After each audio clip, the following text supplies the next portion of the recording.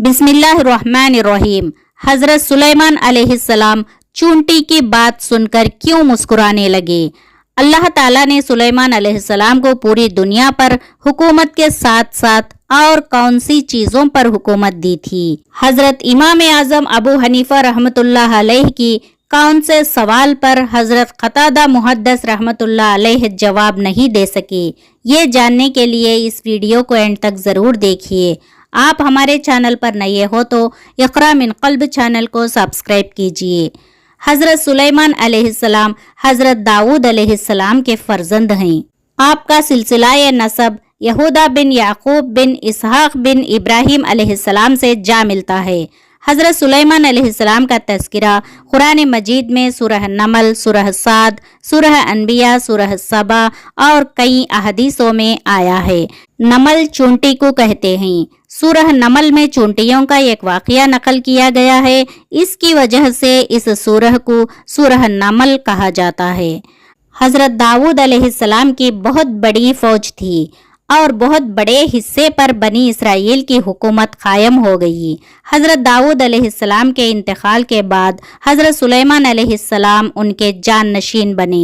आप नेक बंदे, अल्लाह के चहीते पैगंबर थे और अल्लाह ताला ने आपको भी नबूवत और सल्तनत दोनों सआदतों से सरफराज फरमाकर तमाम रोए ज़मीन का बादशाह बना दिया। उलमा के कौल के मुताबिक 4 बादशाहों ने पूरी दुनिया पर हुकूमत की है, जिनमें से 2 मोमिन थे और 2 काफिर। मोमिन तो जुल्करनैन और सुलेमान अलैहिस्सलाम हैं और काफिर नमरूद और बख्त नसर हैं। लेकिन हज़रत सुलेमान अलैहिस्सलाम की हुकूमत सिर्फ इंसानों पर ही नहीं बल्कि जिन, इंसान, चरिंदों, परिंदों, दरिंदों, हवा सब पर आपकी हुकूमत थी। आपको परिंदों की बोली सिखाई गई है, यानी परिंदे अपनी अपनी ज़बान में जो बातें करते हैं आप उसे समझ लेते थे और हवाओं को आपके ताबे कर दिया। अल्लाह ताला ने आपको ये सारी चीज़ों पर हुकूमत इसलिए अता फरमाई कि आपने जिहाद के घोड़े पाले हुए थे। बहुत सारे घोड़े आपके पास थे। एक दिन आप अपने घोड़ों को देखकर खुश हो रहे थे और ये समझ रहे थे कि अल्लाह ने मुझे इतने सारे घोड़े दिए हैं। इस दौरान आपकी असर की या तो नमाज क़ज़ा हो गई या तो उस वक्त का कुछ जिक्र वो क़ज़ा हो गया। हज़रत सुलेमान अलैहिस्सलाम थे बहुत ज़्यादा इबादत गुजार बंदे। आप परेशान हो गए, या अल्लाह ये तो जिहाद के घोड़े थे, मैं इनमें मशगूल होकर तेरे याद से गाफिल हो जाता हूँ। आपको गुस्सा आया और हुक्म दिया कि सारे घोड़े ज़ुबह कर डालो। आपके हुक्म के मुताबिक सारे घोड़े ज़ुबह कर दिए गए। फिर आपको ख्याल आया कि जंग तो इन्हीं घोड़ों से होती है। जोश में आके मैंने तो सारे घोड़े ज़ुबह कर डाले। मुझे जिहाद के लिए जज्बे के साथ साथ घोड़े भी चाहिए। अगर घोड़े फिर से रखूं तो आज जैसा इबादत क़ज़ा हुई है फिर दोबारा भी हो सकती है। हज़रत सुलेमान अलैहिस्सलाम ने अल्लाह से दुआ की कि ए अल्लाह, तो मुझे ऐसी हुकूमत दे दे कि मैं इन असबाब और वसाइल का मोहताज ना रहूं और हर वक्त तेरी इबादत कर सकूं। ए अल्लाह, तो मुझे ऐसी बादशाहियत दे दे मेरे बाद क़ियामत तक वो किसी को भी ना मिले। हज़रत सुलेमान अलैहिस्सलाम ऐसे बादशाह थे कि तमाम आसमानी किताबों में आपको किंग सुलेमान कहा जाता है। दुनिया में आपके बादशाहियत के इतने चर्चे थे कि आप जैसा बादशाह ना कायनात में कोई गुजरा ना क़ियामत तक दोबारा पैदा होगा। अल्लाह ताला ने आपकी दुआ कबूल किया और हवाओं को आपके ताबे कर दिया। जहां आप बोलोगे वहाँ हवा आपको ले जाएगी। सुलेमान अलैहिस्सलाम का तख्त हवाओं पर चलता था और जिन्नात को आपके ताबे बना दिया। जिन्नात समुंदर में गोते लगाते हुए समुंदर की तह तक जाकर हीरे जवाहरात लाकर आपको देते थे और आपके हुक्म के मुताबिक काम करते थे। और अल्लाह ताला ने आपको परिंदों की बोली सिखा दी ताकि आप परिंदों से भी अपना काम लें। ایک دن سلیمان علیہ السلام نے جنوں اور انسانوں اور پرندوں پر مشتمل اپنی تمام افواج کو جمع کیا اور کسی منزل کی طرف روانہ ہوئے۔ پرندوں نے اپنے پروں سے آپ پر سایہ کر رکھا تھا۔ ہر لشکر پر چھوٹے بڑے افسر مقرر تھے۔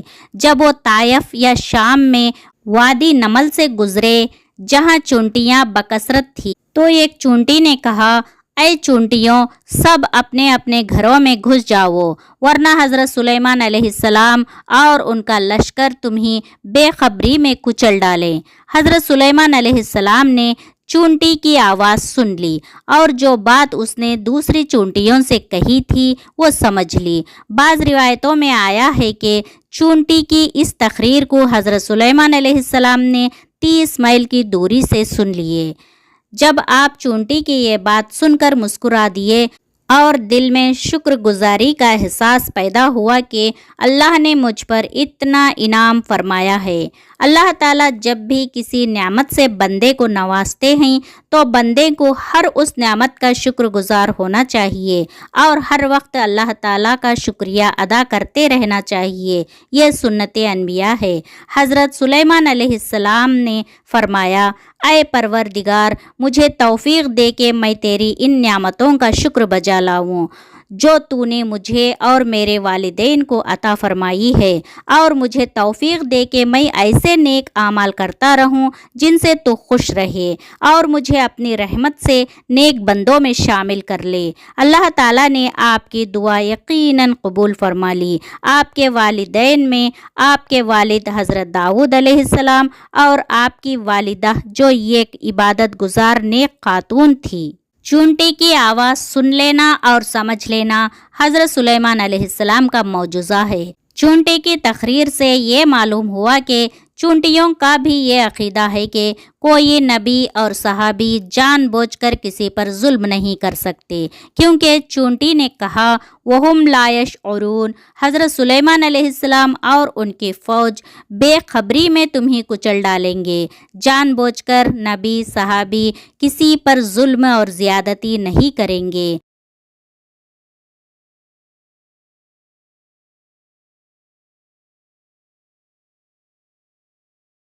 حضرت قتادہ محدث رحمۃ اللہ علیہ جو نہایت ہی بلند پایا عالم اور جامع علوم علامہ تھے، بالخصوص علم حدیث اور تفسیر میں اپنا مثل نہیں رکھتے تھے، ایک مرتبہ کوفہ تشریف لائے۔ آپ نے تقریر فرماتے ہوئے حاضرین سے کہنے لگے، جو چاہو پوچھ لو۔ حاضرین خاموش بیٹھے رہے، مگر جب آپ نے بار بار للکارا تو حضرت امام اعظم ابو حنیفہ رحمۃ اللہ علیہ جو ابھی بہت کم عمر تھے، تقریباً 8 سال کے تھے، اس لیے خود تو کچھ نہ بولے، مگر آپ نے لوگوں سے کہا کہ آپ لوگ حضرت قتادہ رحمۃ اللہ علیہ سے یہ پوچھئے کہ وادی نمل میں جس چونٹی کی تقریر سن کر حضرت سلیمان علیہ السلام مسکرانے لگے، وہ چونٹی نر تھی یا مادہ، میل تھی یا فیمیل؟ جب لوگ یہ سوال کیا تو حضرت قتادہ رحمۃ اللہ علیہ بالکل لاجواب ہو کر خاموش ہو گئے۔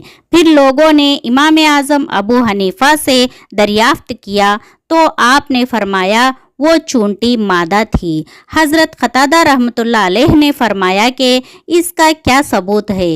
امام اعظم ابو حنیفہ رحمۃ اللہ علیہ نے جواب دیا کہ اس کا ثبوت یہ ہے کہ قرآن مجید میں اس چونٹی کے لیے قالت نملتن مؤنث کا صیغہ ذکر کیا گیا ہے۔ اگر یہ نر ہوتی تو قال نمل مذکر کا صیغہ ذکر کیا گیا ہوتا۔